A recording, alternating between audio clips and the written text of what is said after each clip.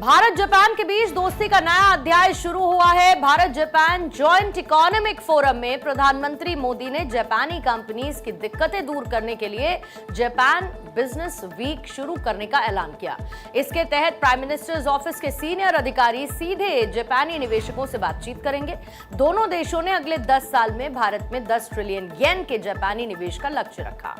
Graphics आपको दिखाते हैं कि भारत और जापान के बीच कौन कौन से अहम समझौते हुए हैं।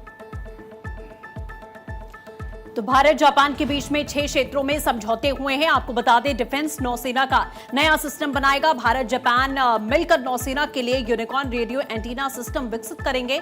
इससे समुद्री सुरक्षा और रक्षा तकनीक और ज्यादा मजबूत होगी। इसी के साथ एआई यानी कि नई तकनीक विकसित करने पर काम होगा। दोनों देशों ने एआई में सहयोग बढ़ाने पर फैसला किया है। इससे नई तकनीक विकसित करने और एआई के इस्तेमाल को और ज्यादा बढ़ावा मिलेगा। आर्थिक सुरक्षा को लेकर समझौता हुआ। सप्लाई चेन मजबूत करने की तैयारी होगी। दोनों देश सेमीकंडक्टर, महत्वपूर्ण खनिज, जरूरी सामान की सप्लाई चेन को और ज्यादा मजबूत करेंगे ताकि संकट के समय में आपूर्ति प्रभावित ना हो। इसी के साथ में स्वास्थ्य को लेकर भी तमाम समझौते हुए। दवा और मेडिकल उपकरणों में सहयोग होगा। फार्मास्यूटिकल, मेडिकल डिवाइस और बायोटेक्नोलॉजी क्षेत्र में समझौते किए गए हैं। दोनों देश मिलकर सस्ती और बेहतर स्वास्थ्य सेवाएं विकसित करेंगे।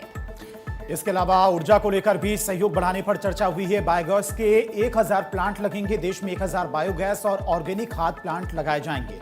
निवेश की अगर बात की जाए तो भारत में 10 ट्रिलियन येन निवेश करेगा जापान। इसको लेकर भी समझौता हुआ है। जापान अगले 10 साल में भारत में करीब 10 ट्रिलियन येन, करीब 6 लाख करोड़ रुपए का निवेश करेगा। प्राइवेट कंपनियों में यह निवेश जापान के द्वारा किया जाएगा।